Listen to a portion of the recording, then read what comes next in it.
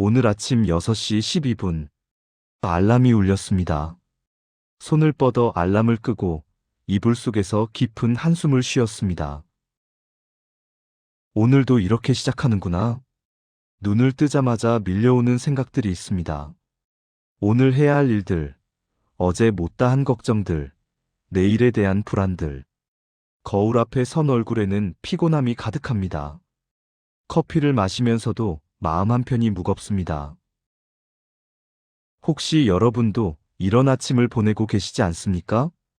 왜 우리의 아침은 이렇게 무거울까요? 왜 하루를 시작하는 것이 이렇게 힘들까요? 왜 기도하고 싶은데 무슨 말을 어떻게 해야 할지 막막할까요? 왜 성경을 펴도 마음에 닿지 않을까요?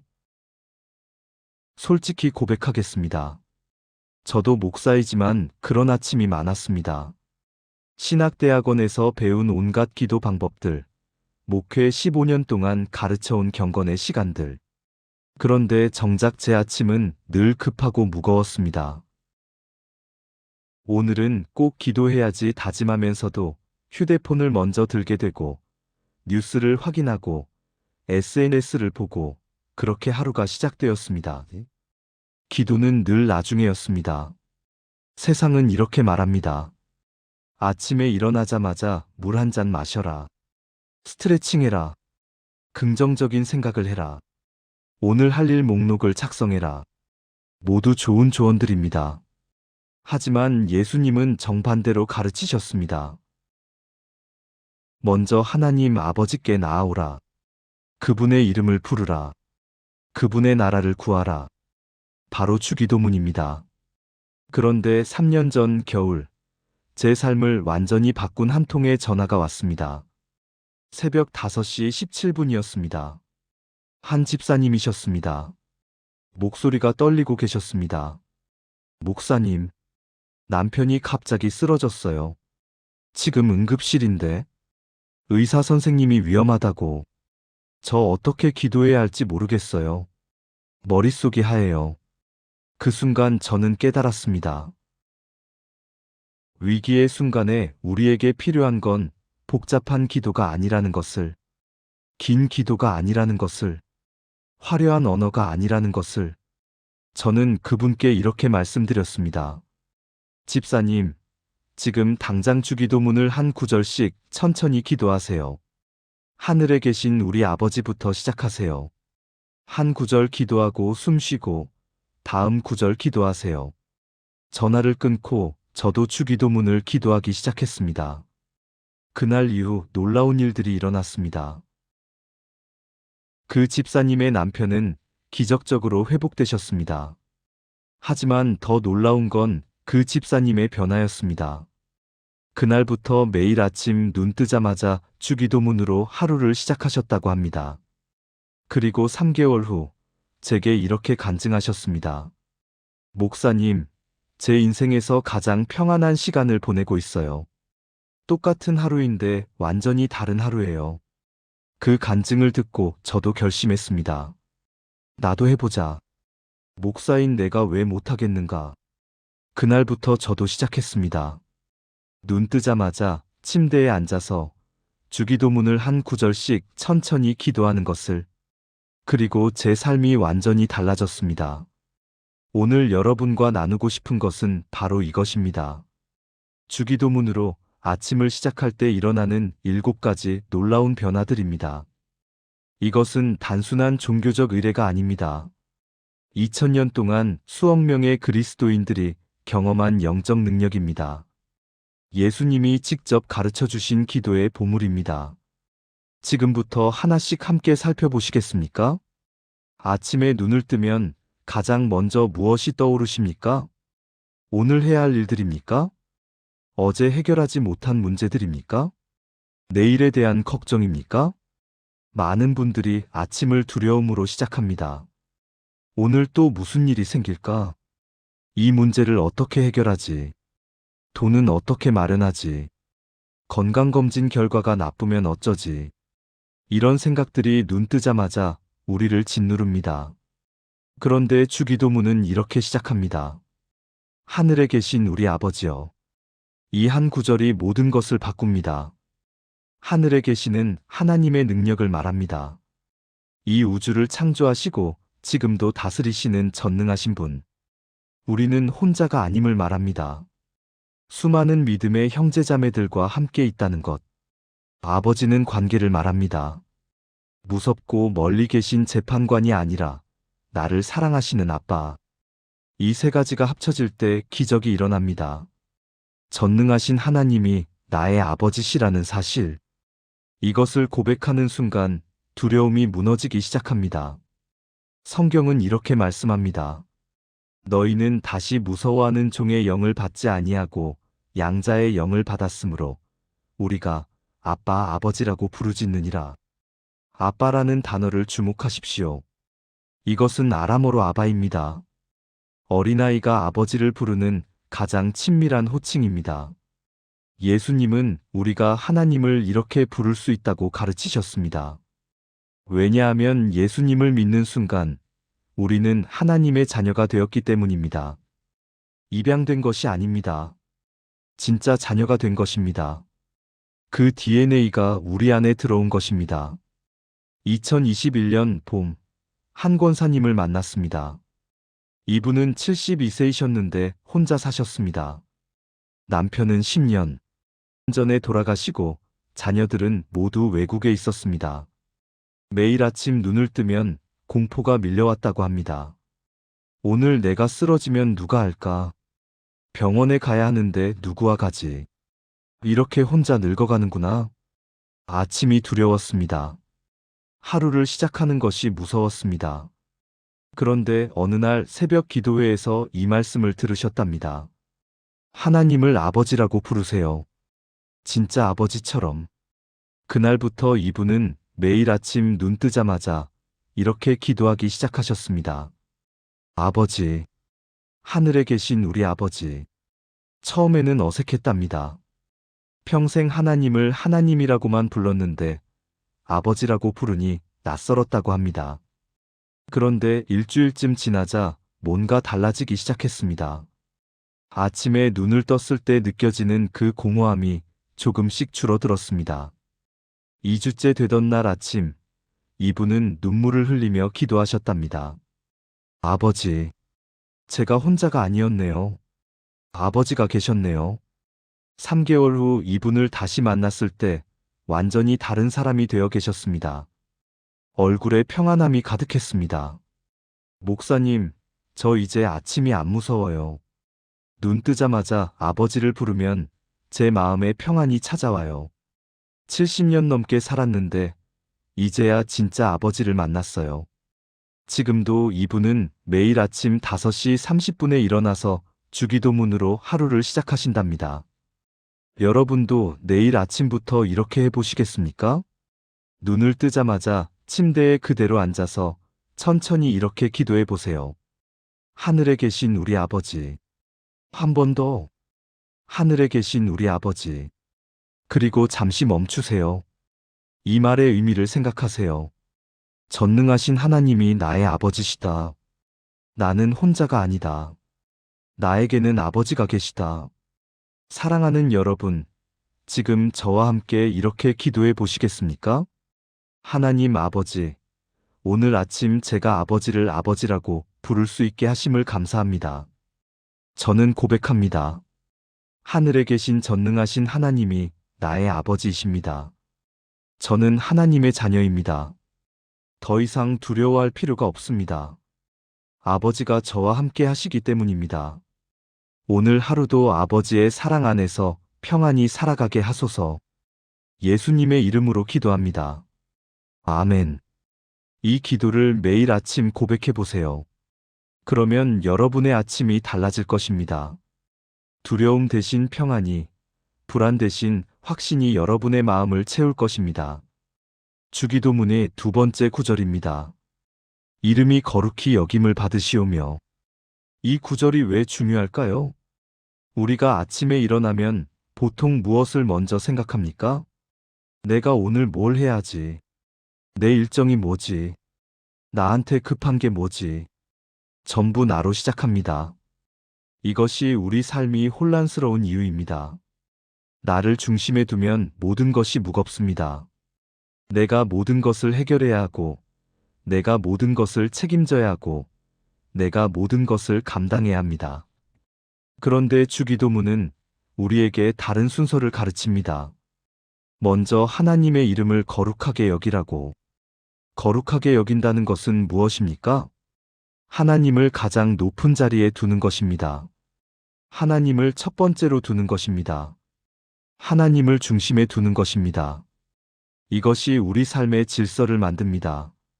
성경은 이렇게 말씀합니다. 너는 마음을 다하고 목숨을 다하고 힘을 다하여 내 하나님 여호와를 사랑하라. 마음을 다하고는 우선순위를 말합니다. 하나님을 첫 번째로 두라는 것.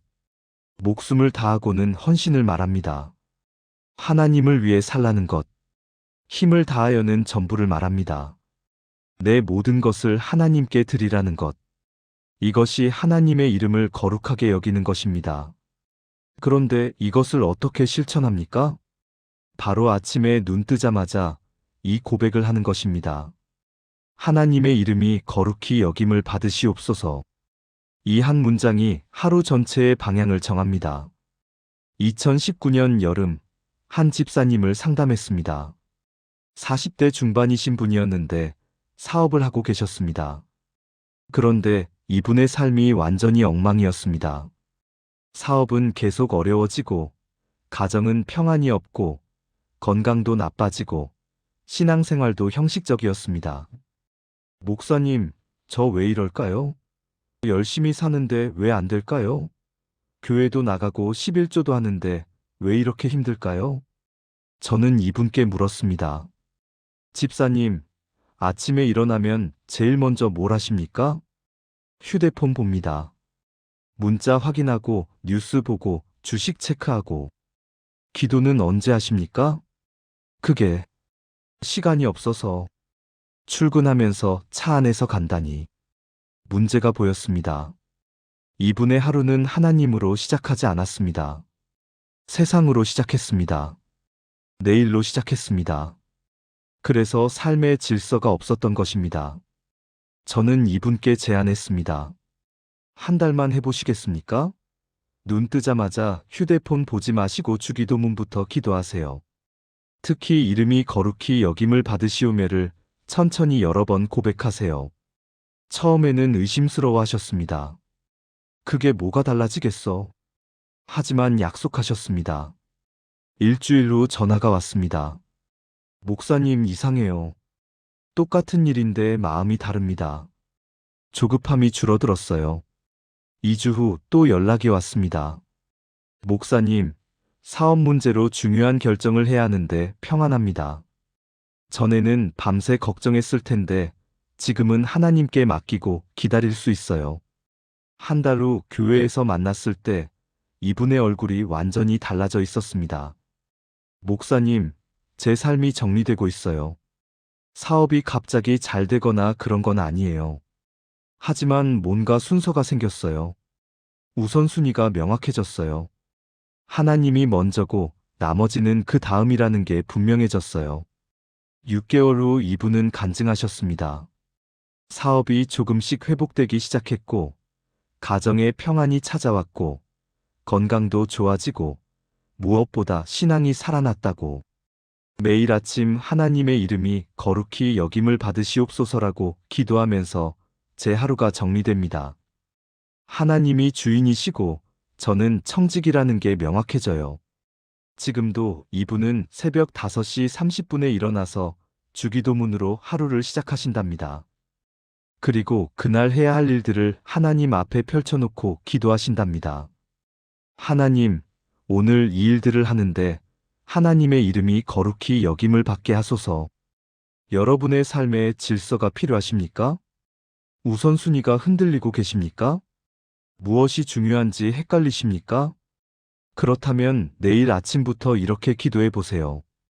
하나님의 이름이 거룩히 여김을 받으시옵소서. 그리고 이렇게 묵상해 보세요. 오늘 내가 하는 모든 일에서 하나님의 이름이 높임을 받게 하소서. 하나님을 첫 번째로 두겠습니다. 하나님이 주인이십니다. 사랑하는 여러분, 지금 저와 함께 이렇게 기도해 보시겠습니까? 사랑의 하나님 아버지, 제 삶의 주인이 되어 주셔서 감사합니다. 고백합니다. 하나님의 이름이 거룩히 여김을 받으시옵소서. 제 삶에서, 제 가정에서, 제 일터에서, 제 모든 관계에서 하나님의 이름이 높임을 받게 하소서. 더 이상 제가 중심이 아니라 하나님이 중심이 되게 하소서. 오늘 하루 제가 하는 모든 일이 하나님께 영광이 되게 하소서. 주님을 믿습니다. 예수님의 이름으로 기도합니다. 아멘. 이 기도를 매일 아침 고백해 보세요. 그러면 여러분의 삶에 질서가 생길 것입니다. 주기도문의 세 번째 구절입니다. 나라가 임하시오며. 마태복음 6장 10절. 우리는 보통 기도할 때 무엇을 구합니까? 내 문제 해결을 구합니다. 내 필요를 채워달라고 합니다. 내 원하는 것을 달라고 합니다. 이것이 잘못된 것은 아닙니다. 하나님은 우리의 필요를 아시고 채워주시는 분이십니다. 그런데 예수님은 순서를 가르치셨습니다. 먼저 하나님 나라를 구하라고. 그러면 나머지는 더하여질 것이라고. 성경은 이렇게 말씀합니다. 마태복음 6장 33절에서 너희는 먼저 그의 나라와 그의 의를 구하라. 그리하면 이 모든 것을 너희에게 더하시리라. 먼저라는 단어를 주목하십시오. 순서가 있습니다. 하나님 나라가 먼저고 나머지는 그 다음입니다. 하나님 나라는 무엇입니까?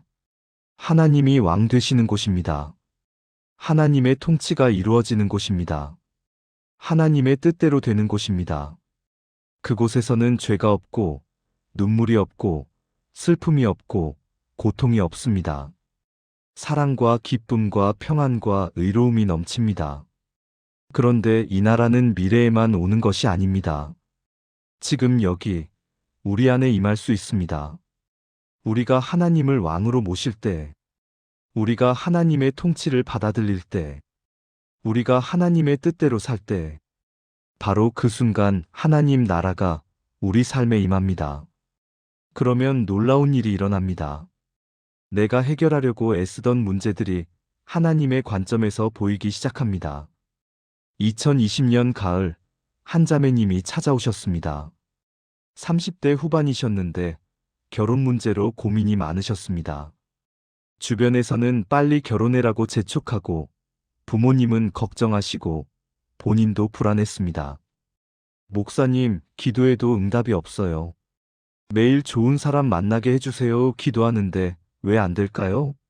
하나님이 제 기도를 안 들으시는 것 같아요. 저는 이분께 물었습니다. 자매님, 하나님 나라를 위해 기도해 보신 적 있으세요? 하나님 나라요? 그게 결혼이랑 무슨 상관이에요? 저는 설명해 드렸습니다. 먼저 하나님 나라를 구하면 나머지는 하나님이 더하여 주신다고 하셨어요. 한 달만 이렇게 기도해 보시겠어요? 하나님 나라가 임하시옵소서. 제 삶에, 제 결혼 문제에 하나님의 뜻이 이루어지게 하소서. 이분은 처음에 이해가 안 되셨답니다. 내 문제를 놔두고 왜 하나님 나라를 먼저 기도해야 하지? 하지만 약속하시고 시작하셨습니다.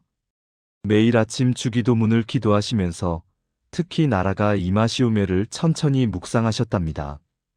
일주일쯤 지나자 마음의 변화가 오기 시작했습니다. 결혼이 내 인생의 전부는 아니구나. 하나님의 계획이 내 계획보다 크구나. 하나님께서 가장 좋은 때에 가장 좋은 사람을 준비하고 계시겠구나. 2주째 되던 날, 기도 제목이 바뀌었답니다. 하나님, 결혼보다 먼저 하나님 나라를 위해 살고 싶습니다. 제게 주신 이 시간 동안 하나님께 영광 돌리며 살게 하소서.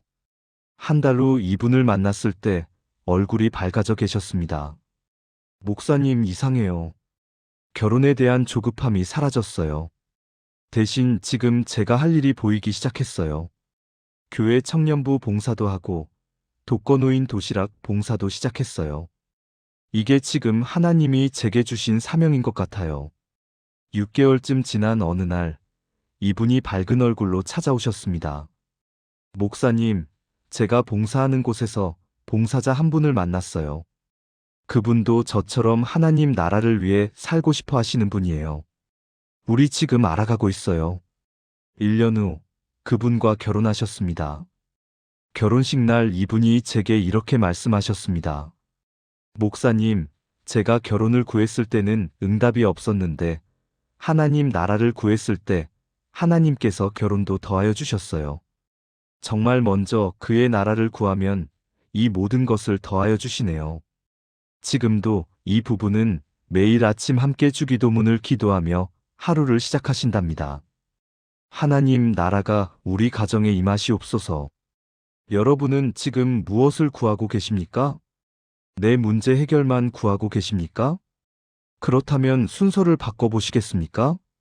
먼저 하나님 나라를 구하십시오. 하나님 나라가 임하시옵소서. 제 삶에, 제 가정에, 제 일터에, 제 모든 문제에 하나님의 뜻이 이루어지게 하소서. 그러면 하나님께서 여러분이 필요한 모든 것을 더하여 주실 것입니다. 사랑하는 여러분, 지금 저와 함께 이렇게 기도해 보시겠습니까?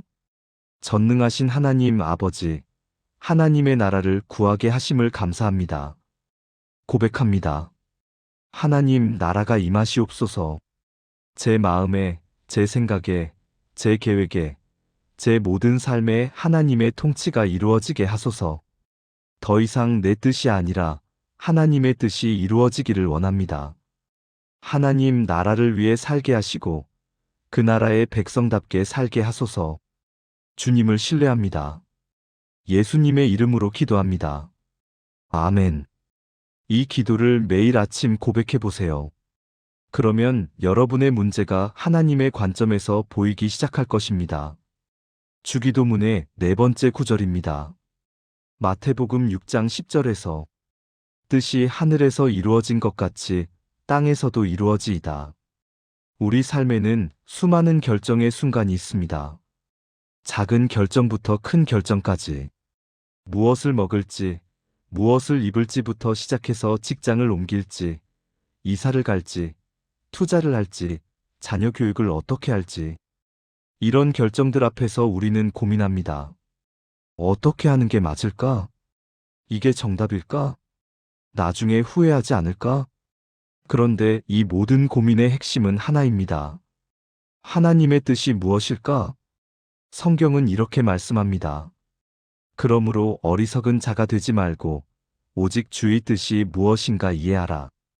어리석은 자는 자기 생각대로 사는 사람입니다. 지혜로운 자는 하나님의 뜻을 따라 사는 사람입니다.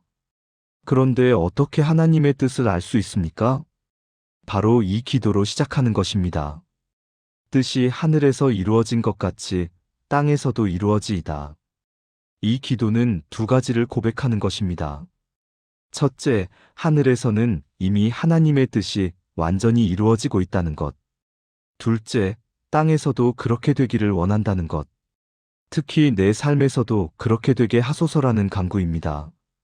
2018년 초겨울 한 장로님을 만났습니다.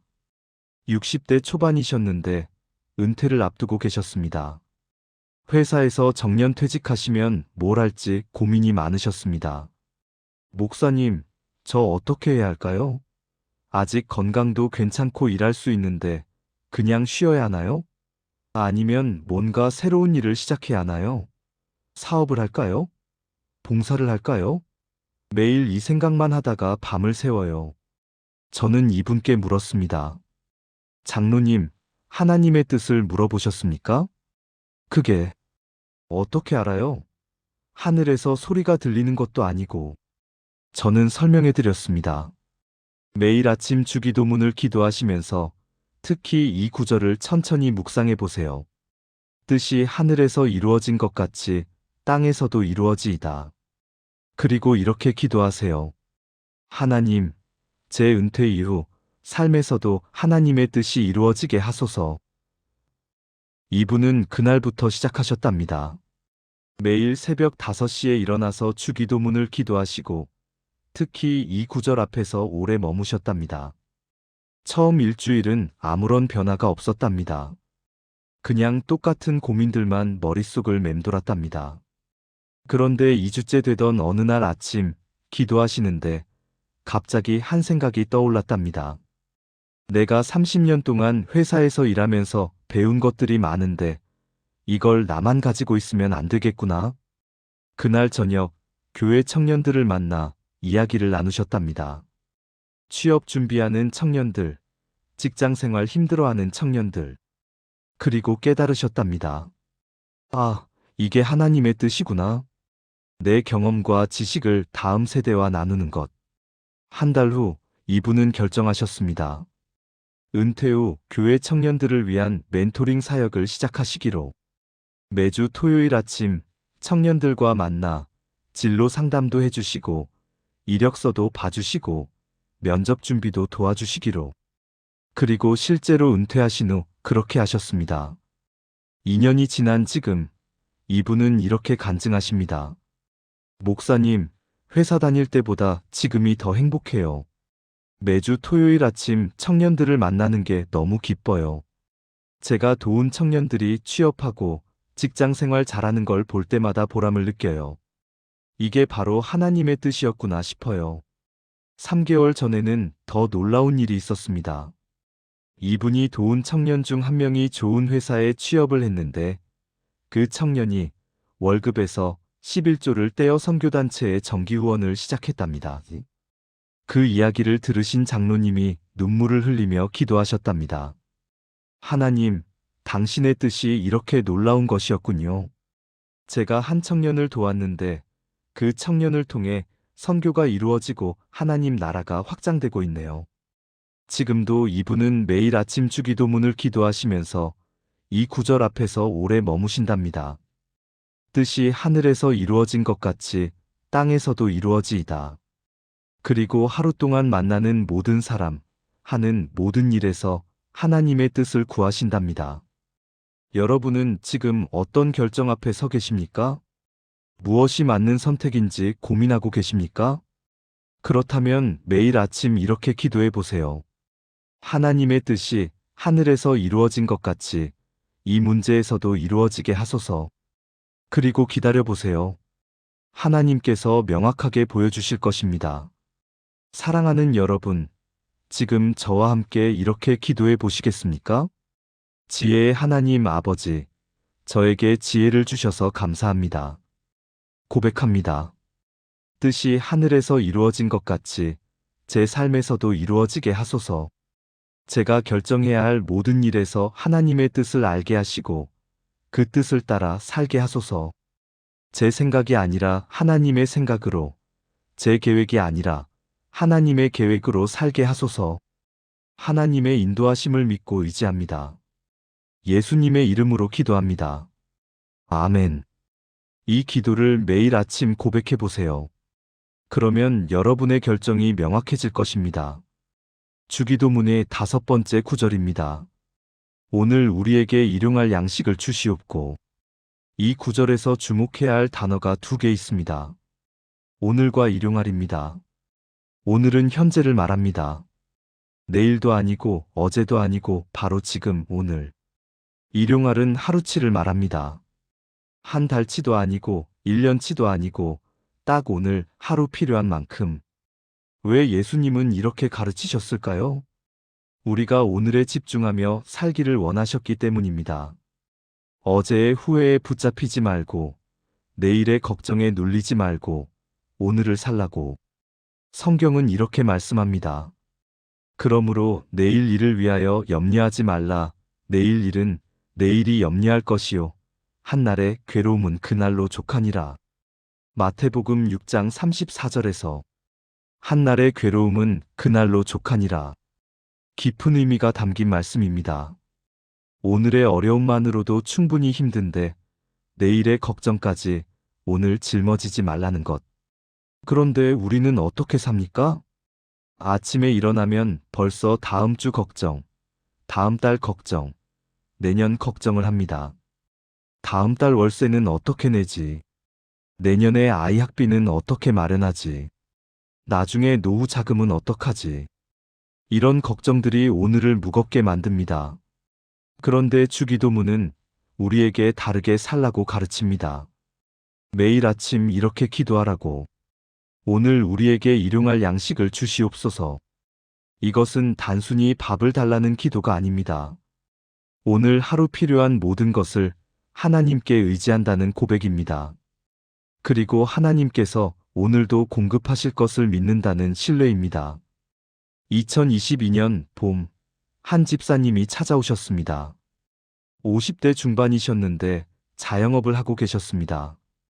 그런데 코로나 이후 장사가 안 되어서 빚이 많이 쌓였습니다. 목사님, 잠이 안 와요.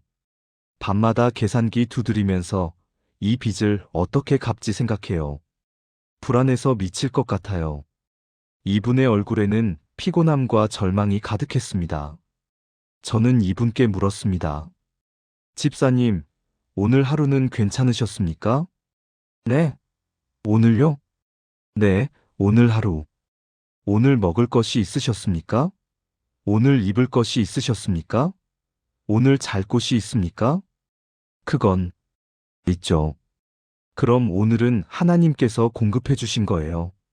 내일은 내일 걱정하시고 일단 오늘은 감사하시면 안 될까요? 이분은 이해가 안 되셨답니다. 이 큰 빚 앞에서 어떻게 감사를 해? 하지만 저는 제안했습니다. 한 달만 해보시겠어요? 매일 아침 주기도문을 기도하시면서 오늘 우리에게 일용할 양식을 주시옵고를 천천히 기도하세요. 그리고 오늘 하루만 사세요. 내일 걱정은 하나님께 맡기고. 이분은 반신반의하며 시작하셨습니다. 첫날 아침 기도하는데 눈물이 났답니다. 하나님, 오늘 하루 양식을 주세요. 저는 오늘 하루만 살겠습니다. 그날 하루는 좀 달랐답니다. 평소 같으면 손님들 응대하면서도 머릿속으로 빚 걱정을 했을 텐데 그날은 손님에게 집중할 수 있었답니다. 일주일쯤 지나자 잠이 조금씩 오기 시작했습니다. 2주째 되던 날 이분은 놀라운 경험을 하셨습니다. 한 손님이 오셔서 사장님, 여기 음식 참 맛있어요. 제가 아는 분들한테 추천할게요라고 하시며 SNS에 후기를 남겨주셨답니다. 그 후기를 보고 새 손님들이 오기 시작했습니다. 한 달 후 이분의 얼굴이 많이 밝아져 계셨습니다. 목사님, 빚이 다 갚아진 건 아니에요. 하지만 이상하게 마음이 평안해요. 매일 아침 오늘 일용할 양식을 구하면서 오늘에 집중하니까 하루하루가 감사해요. 6개월 후 이분은 간증하셨습니다. 장사가 조금씩 나아지고 빚도 조금씩 갚아가고 계신다고. 하지만 더 큰 변화는 마음이라고. 전에는 미래 걱정 때문에 오늘을 못 살았어요. 지금은 오늘을 살아요. 오늘 하나님께서 공급하시니까 내일도 공급하실 거라고 믿어요. 하루하루가 기적이에요. 1년 후 이분은 놀라운 소식을 전하셨습니다.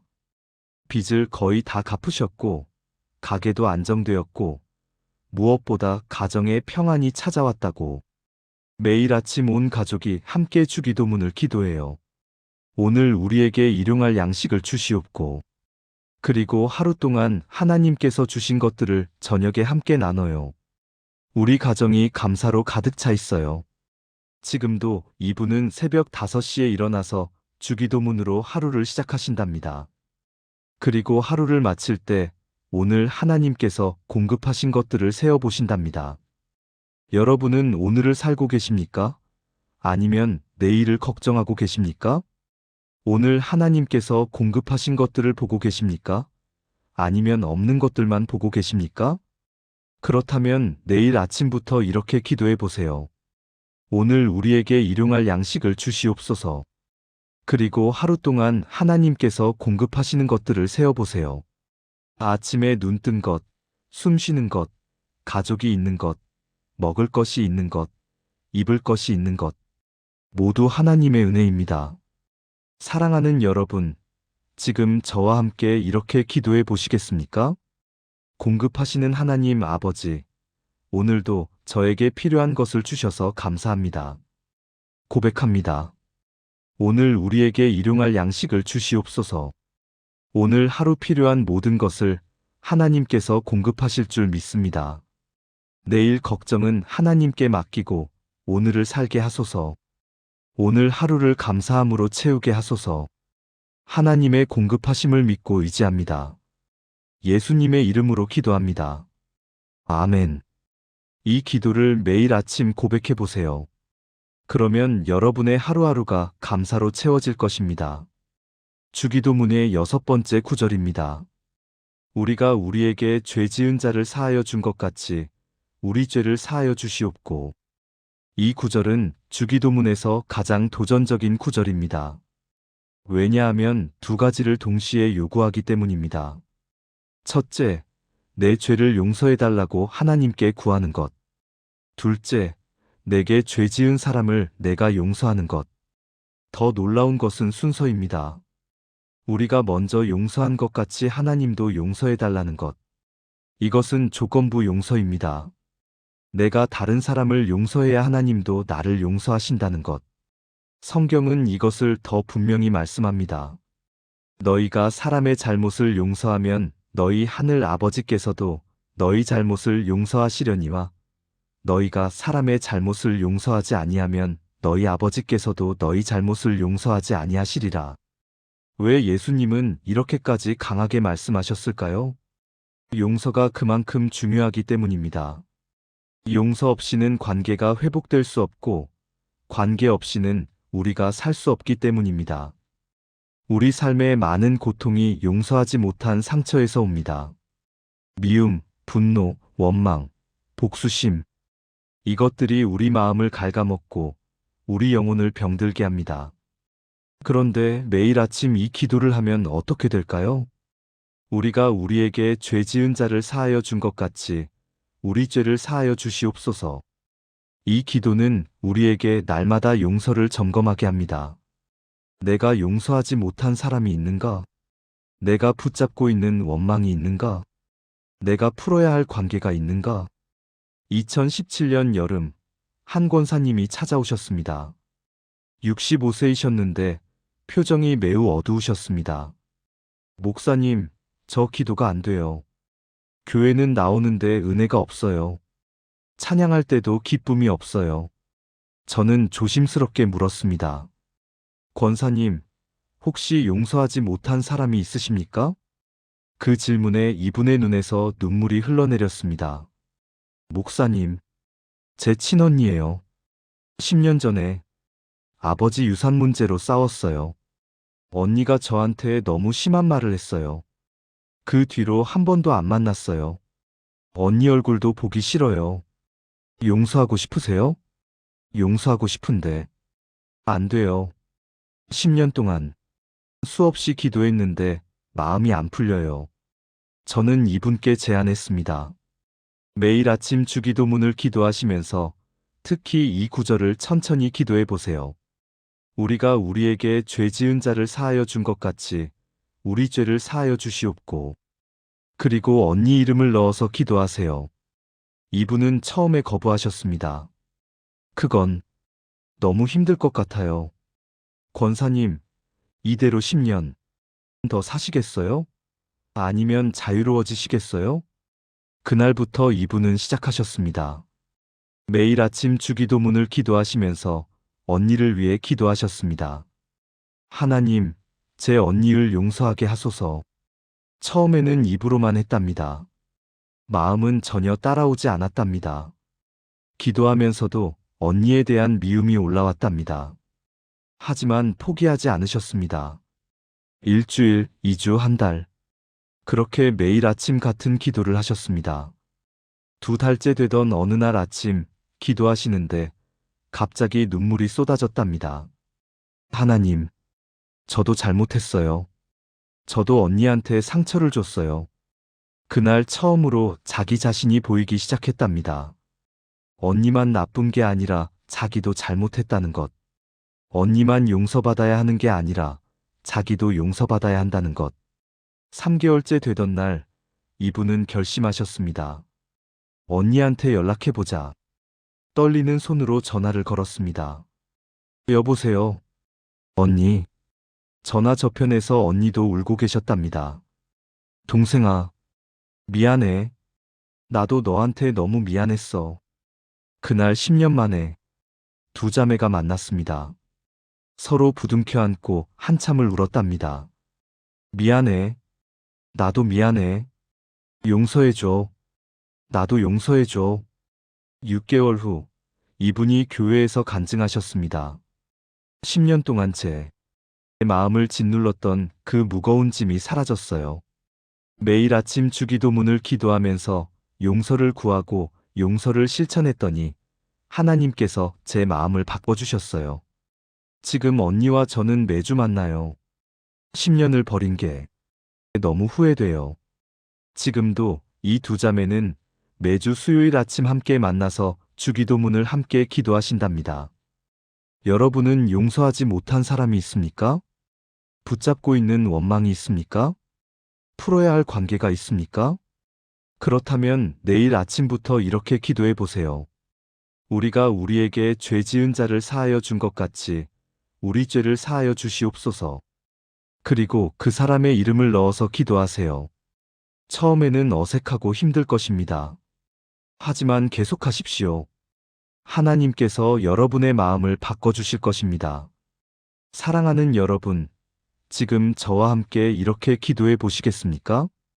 자비로우신 하나님 아버지, 저를 용서해 주셔서 감사합니다. 고백합니다.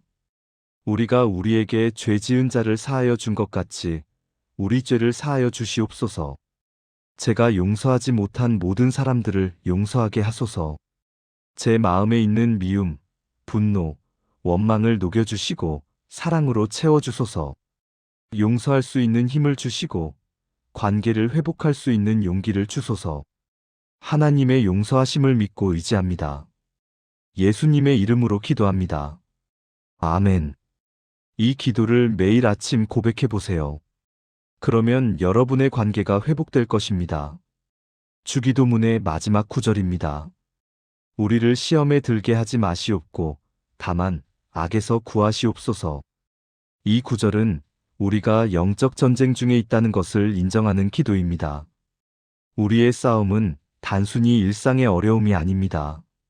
보이지 않는 영적 세력과의 전쟁입니다. 성경은 이렇게 말씀합니다.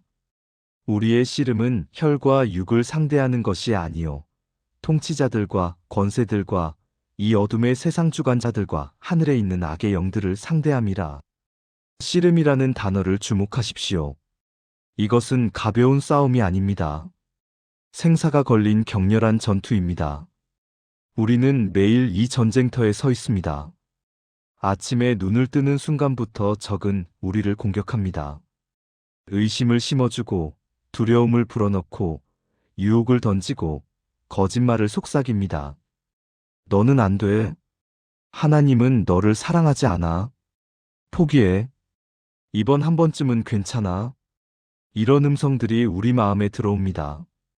그런데 우리가 매일 아침 이 기도를 하면 어떻게 될까요? 우리를 시험에 들게 하지 마시옵고 다만 악에서 구하시옵소서. 이 기도는 두 가지를 구하는 것입니다. 첫째, 시험에 들지 않게 해달라는 것. 둘째, 악에서 건져달라는 것. 시험은 우리를 넘어뜨리려는 유혹을 말합니다. 악은 사탄과 그의 세력을 말합니다. 이 기도는 우리 스스로 이길 수 없다는 것을 인정하는 것입니다. 그리고 하나님의 보호와 구원이 필요하다는 것을 고백하는 것입니다. 하나님은 이 기도에 반드시 응답하십니다. 왜냐하면 하나님은 우리가 승리하기를 원하시기 때문입니다.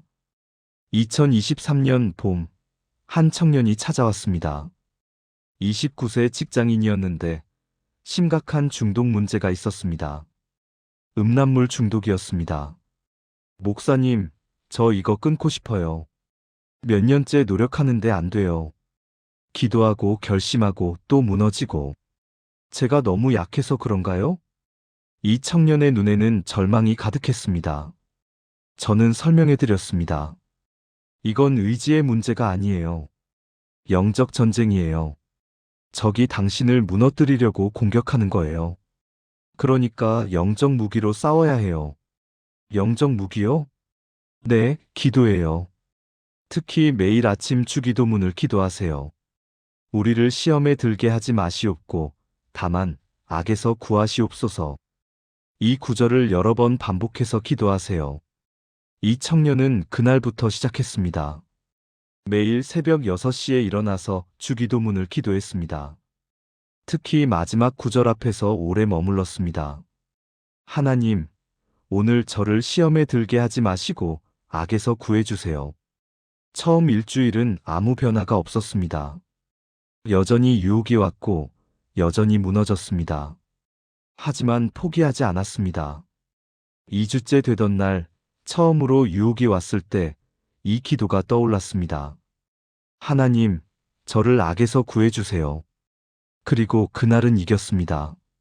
한 번, 3주째에는 이틀 연속 이겼습니다. 한 달째에는 일주일을 이겼습니다. 그 과정이 쉽지는 않았습니다. 때로는 무너지기도 했습니다. 하지만 매일 아침 주기도문을 기도하면서 다시 일어섰습니다. 3개월째, 이 청년이 간증했습니다. 목사님, 제가 한 달 동안 한 번도 안 무너졌어요.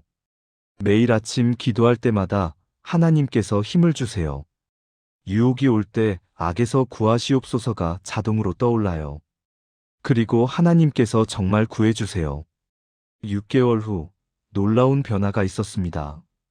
이 청년이 교회 청년부에서 순결 서약 운동을 시작했습니다. 자기와 같은 문제로 고민하는 청년들을 도와주기 시작한 것입니다. 제가 겪었으니까 알아요. 이건 의지로 안 돼요. 매일 아침 하나님께 구해야 해요. 악에서 구하시옵소서라고. 1년 후, 이 청년은 결혼했습니다. 믿음이 좋은 자매와 결혼식 날 이 청년이 제게 이렇게 말했습니다. 목사님, 매일 아침 주기도문이 저를 지켰어요. 지금 제가 이렇게 순결하게 결혼할 수 있는 건 오직 하나님의 은혜예요. 지금도 이 부부는 매일 아침 함께 주기도문을 기도하며 하루를 시작합니다. 우리를 시험에 들게 하지 마시옵고, 다만 악에서 구하시옵소서.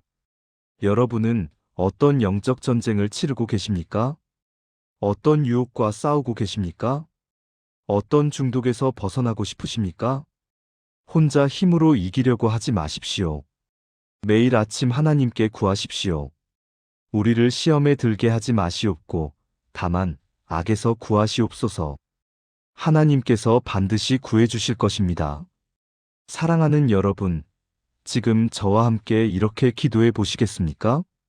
능력의 하나님 아버지, 저를 지켜주셔서 감사합니다. 고백합니다. 우리를 시험에 들게 하지 마시옵고, 다만 악에서 구하시옵소서.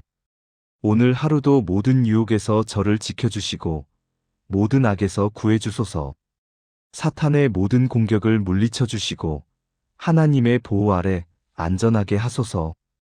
영적 전쟁에서 승리하게 하시고 거룩하게 살아가게 하소서. 하나님의 능력을 믿고 의지합니다. 예수님의 이름으로 기도합니다. 아멘. 이 기도를 매일 아침 고백해 보세요. 그러면 여러분이 영적 전쟁에서 승리할 것입니다. 지금까지 주기도문의 7가지 놀라운 능력을 함께 나누었습니다. 이 모든 것을 하나의 기도로 드리겠습니다. 함께 기도하시겠습니까? 전능하시고 자비로우신 하나님 아버지, 오늘 이 아침 주님께서 직접 가르쳐 주신 주기도문의 놀라운 능력을 깨닫게 하심을 감사드립니다. 하나님을 아버지라고 부를 수 있게 하시고 하나님의 이름을 거룩하게 여기게 하시며 하나님 나라를 구하게 하시고 하나님의 뜻을 따르게 하시며 일용할 양식을 주시고 용서하고 용서받게 하시며 악에서 구원하여 주시는 주님을 찬양합니다. 저는 고백합니다. 하늘에 계신 전능하신 하나님이 나의 아버지이십니다.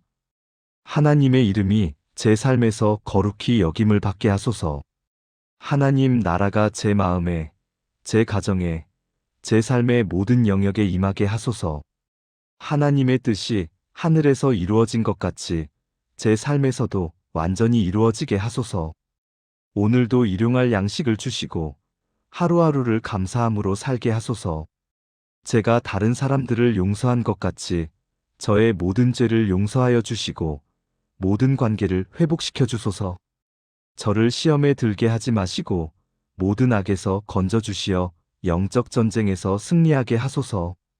주님, 내일 아침부터 저와 제 가족이 매일 눈 뜨자마자 이주기도문으로 하루를 시작하게 하소서. 이 기도가 우리 집의 영적 울타리가 되게 하시고 우리 삶의 능력이 되게 하소서.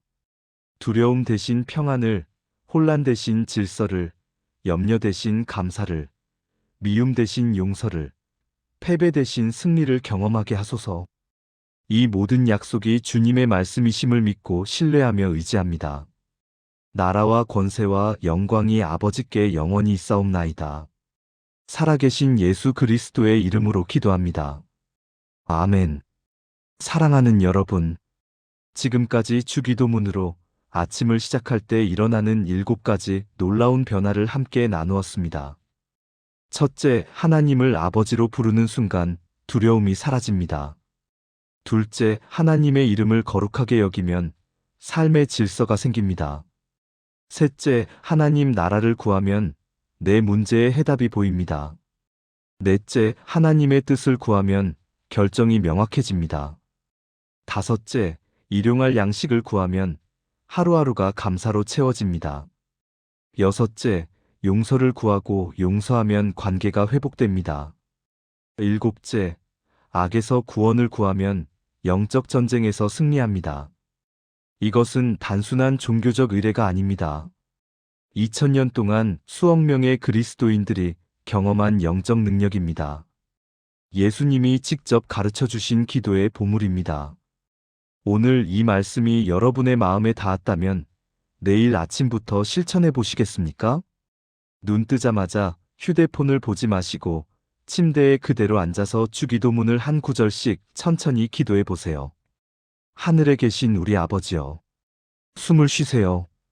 이름이 거룩히 여김을 받으시오며, 또 숨을 쉬세요. 나라가 임하시오며, 천천히 뜻이 하늘에서 이루어진 것 같이 땅에서도 이루어지이다. 한 구절씩 오늘 우리에게 일용할 양식을 주시옵고 의미를 생각하면서 우리가 우리에게 죄 지은 자를 사하여 준 것 같이 우리 죄를 사하여 주시옵고 마음을 담아서 우리를 시험에 들게 하지 마시옵고 다만 악에서 구하시옵소서. 그리고 마지막으로 나라와 권세와 영광이 아버지께 영원히 있사옵나이다. 아멘. 이렇게 3분만 투자해 보세요. 여러분의 하루가 완전히 달라질 것입니다. 아침이 달라지면 하루가 달라지고 하루가 달라지면 인생이 달라집니다.